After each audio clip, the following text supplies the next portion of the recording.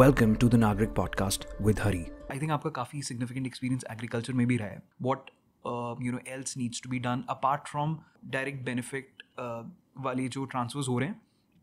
ये आपका व्यू बहुत ही इंटरेस्टिंग है. आप कहते हैं कि इनपुट सब्सिडीज़ जो हैं वो कम्प्लीटली रिमूव हो जानी चाहिए एंड MSP भी, जो कि एक तरह से एक प्राइस गारंटी है कहीं ना कहीं प्रोड्यूस पे, वो भी रिमूव हो जाने चाहिए. क्या वो पॉलिटिकली फीजिबल भी है इम्प्लीमेंट कर पाना? See, I recognize there is a huge political stake and challenge in agriculture. Right. Because that is where the voters are. Right. That is where the people are. 50% of the population. 50% of the labor. Of the labor. Right. If you take the families, voters, it might still be higher. Right. And no political party can afford Right. to sort of annoy the farmers and the people who are in the rural areas, right? Unfortunately, if you run out of ideas, good ideas, to keep them in good humor, then you end up adopting the policies which are really not in the interest of people. Right. So, as we discussed a little while earlier, agriculture का सबसे बड़ा आज के दिन challenge क्या है? मेरे हिसाब से सबसे बड़ा चैलेंज, एक तो जो आपने कहा कि लेबर को एग्रीकल्चर से शिफ्ट करना. As a nation we should plan कि भाई एग्रीकल्चर में देश का 10% से ज़्यादा लेबर नहीं रहे. Right. So that is the biggest agriculture productivity increase करना आज के दिन का चैलेंज नहीं है. हमने काफ़ी कर लिया. एग्रीकल्चर प्रोडक्शन को बढ़ाना भी आज के दिन हमारा चैलेंज नहीं है, वो भी काफ़ी ऑलरेडी सरप्लस है. राइट. सो इसको शिफ्ट करना is the biggest policy challenge to my mind today. लेकिन जो पॉलिसी हम अपनाते हैं वो पॉलिसी इसके दूसरी दिशा में ले जा रही है. तो दोनों जो बड़े हिस्से हमारे पॉलिसी फ्रेमवर्क के आज के दिन एग्रीकल्चर में हैं, एक तो क्रॉप एग्रीकल्चर, चाहे गेहूँ, चाहे मिलेट्स वगैरह, जो भी आपका crop, fruits, crop agriculture, specially serial agriculture. Serial agriculture में हम सब्सिडाइज करते हैं हर चीज़ को. राइट. क्योंकि क्या हो रहा है कि अगर आप देखोगे, फार्मर कोई भी क्यों गेहूँ उगाता है या क्यों चावल उगाता है, वो अन्नदाता बनना नहीं चाहता. ऑनेस्टली उसका मुख्य उद्देश्य होता है कि भाई वो अपनी अनाज उगाएगा, उससे उसका अपना परिवार भी खाएगा और सरप्लस को बेच के जो आमदनी होगी उससे अपना परिवार चलाएगा. ये उसका उद्देश्य है. राइट. और वो उद्देश्य कैसे पूरा होगा कि जब उससे उसका जो सरप्लस है, जो उसकी आमदनी है उस एग्रीकल्चर से, वो सफिशिएंट हो. बिल्कुल. राइट. तभी होगा. बिल्कुल. राइट. तो आमदनी कहाँ से आती है? आमदनी आती है कि भाई वो जो उसका विक्रय करे, जो सेल्स करे, उससे उसको कितना पैसा मिलता है, और वो जो लागत लगाता है, चाहे बीज खरीदने, खाद खरीदने, पानी देने, जिस किसी में, तो उसकी लागत से वो जो प्राइस है, उसका जो डिफरेंस है, वो सरप्लस है, वो काफ़ी सफिशिएंट हो. बिल्कुल. राइट. बट हमारे देश की एग्रीकल्चर की हालत ये है कि प्राइस जो उसको मिलती है, चाहे MSP पे ले लो. राइट. और हमारी बाय द वे MSP आज के दिन दुनिया की जो प्रेवलेंट प्राइसेस हैं उस प्रोडक्ट की, उनसे कम नहीं है, ज़्यादा ही है, उनसे थोड़ी ज़्यादा ही है. और प्रॉफिट मार्जिन्स भी अच्छी खासी बिग दिन है. नहीं, ये that's where the crux lies. Right. So the price you fix through MSP is actually higher than और equal to global price. Right. But उस प्राइस पे अगर आपको जो सरप्लस मिलता है, वो जो सरप्लस है वो बहुत कम पड़ता है. ओके. आप जस्ट अंदाज़ा लगाइए कि 1 हेक्टेयर में जितना गेहूं पैदा होता है, अच्छी कंडीशंस में भी लगा लीजिए और एवरेज कंडीशंस में भी लगा लीजिए, तो उसको 1 हेक्टेयर से तकरीबन 2 से 3 लाख रुपए से ज़्यादा की आउटपुट वैल्यू नहीं मिलती. ओके. राइट. 3 लाख मान के चलिए. 3 लाख का मायना अगर 100% आपकी बचत हो, और गेहूं में बहुत ज़्यादा है, बाजरे में और इसमें देखोगे तो और भी कम हो जाएगा, पल्सेस में और भी कम हो जाएगा। ऑन एन एवरेज आपको 1 हेक्टेयर से तकरीबन खेती में सीरियल से करीब 1.5 लाख रुपए की आउटपुट वैल्यू मिलती है, राइट। 1.5 लाख का क्या मायना हुआ, 12 से घटाइए, 12 से कर लीजिए तो आप 12,000 10-12 हज़ार, 10-12 हज़ार में आप परिवार चला सकते हैं क्या? नहीं चला सकते। तो सरकार क्या करती है, एक तो आपकी आउटपुट प्राइस को कोशिश करती है कि जितनी ज़्यादा हो सके, एमएसपी, राइट। और दूसरी तरफ सरकार ये कोशिश कर रही है पिछले 50-60 साल से कि उसको इनपुट के लिए कुछ ना देना पड़े, सारी चीज सब्सिडाइज या सब फ्री कर सबकी सब सब्सिडाइज कर दो, ताकि उससे ज़्यादा से ज़्यादा उसका बचे। राइट। सीड भी फ्री कर दो, फर्टिलाइजर भी फ्री कर दो, या बहुत सस्ता कर दो, पानी बिजली सबको फ्री कर दो, राइट। उसके बावजूद वो सारा का सारा अगर मान लीजिए कमर्शियल रेट पे चार्ज करें तो वो हो सकता है जो मैं 1.5 लाख ऑन एन एवरेज कह रहा हूँ उसमें 1-1.25 लाख के आसपास तो इसी में निकल जाए उसका, राइट। तो फिर तो उसको कुछ भी नहीं बचेगा, राइट। तो सरकार ये अपना वोट बैंक को सुरक्षित रखने के लिए, फार्मर्स को ह्यूमर में रखने के लिए इनपुट भी करती है, राइट। और उसके बाद आप 10-12 हज़ार एट दी बेस्ट सब चीज़ों का भी अगर लगा लीजिए तो 10-12 हज़ार रुपये की आमदनी किसान को पर मंथ दे पा रहे हैं, राइट। आप थोड़ा सा गेम फ्लिप करिए, मान लीजिए आप कहिए कि किसान को कि भाई 10,000 रुपये महीना मैं आपको दे दूंगा, फिक्स्ड अमाउंट दे दूंगा, दे देंगे, नो कंडीशंस, इनपुट से रिलेटेड ही नहीं है ना। फिर आप क्या उगाएंगे, क्या चीज़, कितना बिजली लगाएंगे, कितना नहीं लगाएंगे, कौन सा बीज इस्तेमाल करेंगे, वो सब आपकी फ्री, राइट।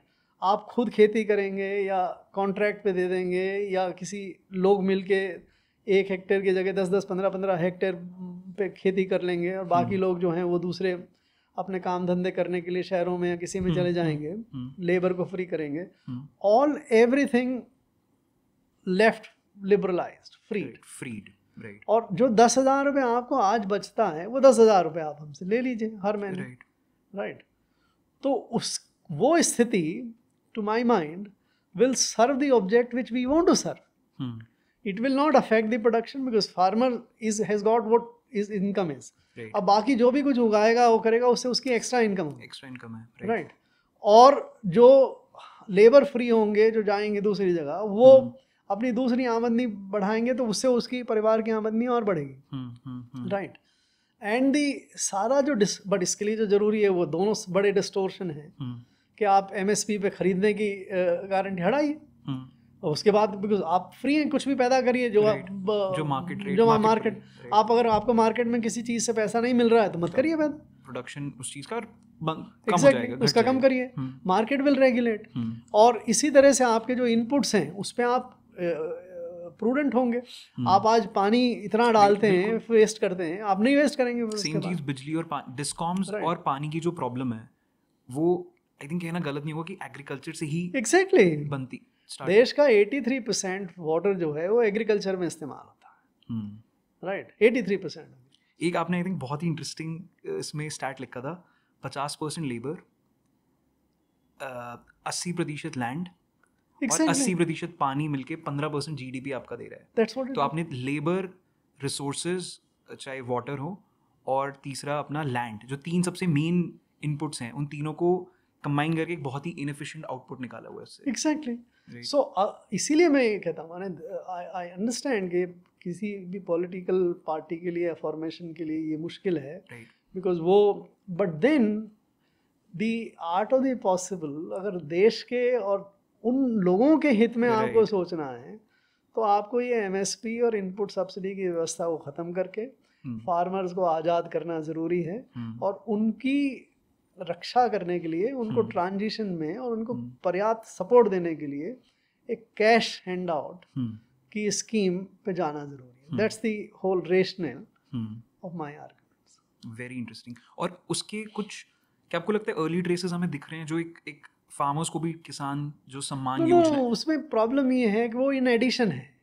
वो है कि एमएसपी भी है, इनपुट सब्सिडीज भी है, और उसके ऊपर ही है, और कुछ डीबीटी भी है, और इसीलिए वो छोटी है। 6,000 रुपये सालाना, 10,000 रुपये महीने की जगह, 1.25 लाख रुपए सालाना की जगह, जो कि एक्चुअल कॉस्ट है सभी इनपुट सब्सिडीज की और एमएसपी की और इसकी मिला के आप छोटा छोटा देते हैं, 6,000 रुपये और पकड़ा दिए उसको इनपुट सब्सिडी के साथ में, क्योंकि इनपुट सब्सिडीज और एमएसपी देने के बावजूद भी आप उसको पॉवर्टी से बाहर नहीं निकाल पा रहे हैं, तो भाई ठीक है, तेरे को खुश रखने के लिए और 6,000 रुपये रख ले, right? That's not going to work.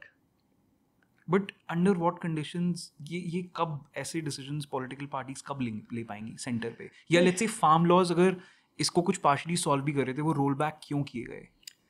That is where the politics play. Farm laws I have very extensively analysed. एक फार्म लॉ जो आपका ये प्राइसिंग मार्केटिंग रिफॉर्म वाला था वो सही था, बाकी दो फार्म लॉज भी बेकार थे, उसमें कोई खास दम नहीं था. लेकिन जब आपको लगा कि इससे तो थोड़ा रिजेंटमेंट हो रहा है, चाहे थोड़े लोगों में हो, आपने इसको वापस ले लिया, राइट? अगर इतनी सेंसिटिव है कि किस कंस्टिट्यूएंसी को हमें जरा सा भी नाराज नहीं करना है, तो आप रिफॉर्म कभी भी नहीं कर पाएंगे. वही. और जैसे चला रहा है वैसे चलता रहेगा. ठीक है. सी, अल्टीमेटली हर पॉलिसी का कॉन्सिक्वेंस होता है. आप कॉन्सिक्वेंस को अवॉइड नहीं कर सकते, वोट ले सकते हैं, बट कॉन्सिक्वेंस को आप अवॉइड नहीं कर सकते. तो अगर हिंदुस्तान ग्रो नहीं करेगा, अगर फार्मर्स पॉवर्टी ट्रैप से बाहर नहीं आएंगे तो नहीं आएंगे, राइट? भले ही वो आपको वोट देते, बट वो चैलेंज फिर कहीं ना कहीं तो बाइट करेगा ही ना. वो 5 या 10 साल बाद आके एग्जैक्टली जब इकोनॉमिक ग्रोथ ही नहीं होगी huge portion of the population की, तो वो एग्जैक्टली जब फिर अगर आप देखिए, ये भी बड़ा इंटरेस्टिंग शॉर्ट या मीडियम टर्म में आप बैलेंस कैसे कर रहे हैं उस चीज? तो हिंदुस्तान के इतिहास में आप ये देखिए, कई प्रोग्राम्स काम करते हैं, बट शॉर्ट टर्म के लिए काम करते हैं. जैसे नरेगा का था, राइट? या farm waivers, loan waivers, right?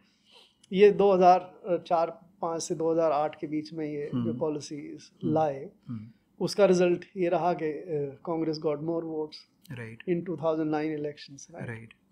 But 2014 तक आते आते इनका इफेक्ट खत्म हो गया. Even considering from the farmers point of view और the rural point of view, I think the political advantage which came with that, those schemes, the new schemes, those were helpful, because every rural family was getting 100 days worth of wages, which is a 100 days को अगर आप 150 रुपए के हिसाब से भी ले लीजिए तो 15,000 रुपये हो गए. जैसे पीएम किसान 6,000 रुपये, तो वो जो समझिए आप 15,000 आपने उनको दिया, तो 15,000 का असर हुआ, 15-20 हज़ार का असर हुआ थोड़े, बट धीरे धीरे वो बिकम नॉर्मल हो गया कि ये तो अब नॉर्मल चीज़ है, ये तो आती है.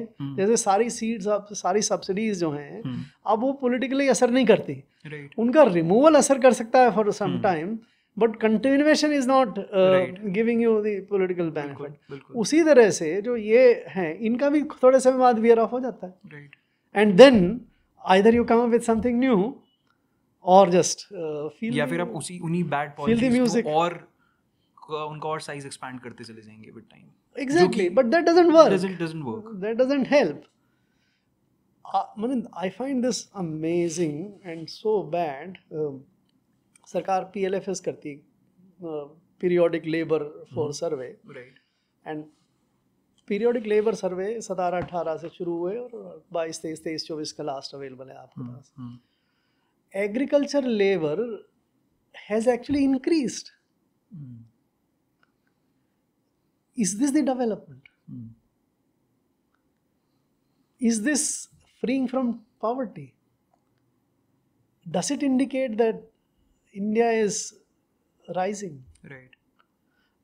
No, I think we should look at these numbers, these conclusions very carefully. And if we are actually thinking of long-term prosperity of the country, we have to take the hard decisions. Right. But you have options. Like I said, if you can convince the farmers, and I think it should be possible to convince, that if we replace all your distorting input subsidies and the input output ko hata ke by direct cash transfer to you in your hand, which gives you complete purchasing power and full freedom to do whatever agriculture you want to do, right, it should be possible to convince them. Right. Very interesting. I think we'll see next Exactly. 4-5 years में if you know the politics heads in that direction, it will be very interesting. I think सरकार को भी अब अंदर पता है कि कुछ ना कुछ तो करना पड़ेगा. This cannot go for I think too long. I think that's the main I think conclusion.